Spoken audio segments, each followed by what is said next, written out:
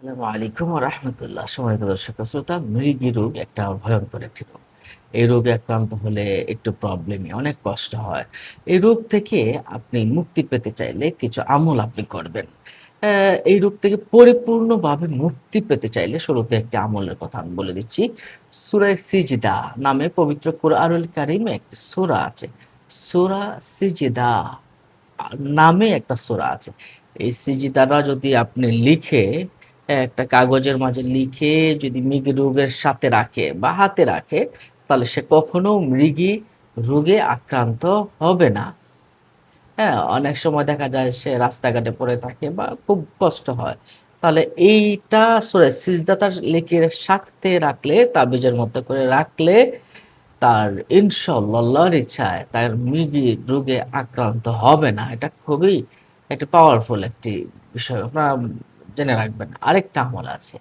যদি কাউকে মৃগী রোগে ধরেই ফেলে, তাহলে সূরা ফাতিহা পড়বেন ১ বার, আয়াতুল কুরসি পড়বেন ১ বার এবং সূরায়ে জিনের শুরুর ৫ আয়াত পড়ে মৃগী রোগের গায়ে ফু দিবেন।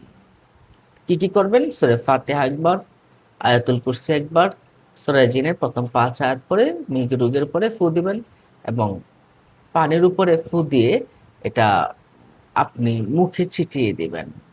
এতে মৃগী রোগ ভালো হয়ে যাবে। তাহলে কি করবেন?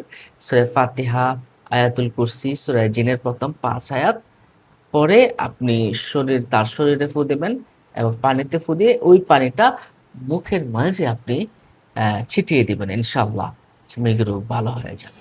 এছাড়াও সূরা আশ-শামস এটা এই সূরাটা পড়ে আপনি মৃগী রোগের কানে যদি ফু দেন তাহলে সে ভালো হয়ে যাবে ইনশাআল্লাহ। এরপরে আপনি মৃগী রোগীর মাথার নিচে আয়াত ৩ বার লিখে রাখা, ৩ বার এই আয়াতটা যদি লিখে রাখতে পারেন, তাহলে তার মৃগী রোগ ভালো হয়ে যায় মাথার নিচে। হ্যাঁ? আয়াতটা কোনটা?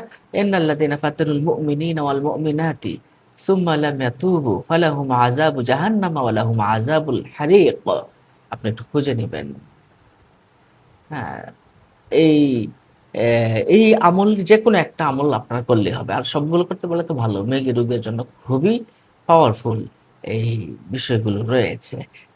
এছাড়াও সূরায়ে তাহরিম পরে পানির মধ্যে ফু দিয়ে মৃগী রোগীকে যদি খাওয়াতে পারেন, তাহলেও সে পরিপূর্ণ সুস্থতা লাভ করবে ইনশাআল্লাহ। সম্মানিত দর্শক ও শ্রোতা, যারা মৃগী রোগে আক্রান্ত তাদেরকে জানাতে শেয়ার করে দিন এবং আমাদের পরবর্তী ভিডিও পেতে চ্যানেলটিকে সাবস্ক্রাইব করে রাখুন।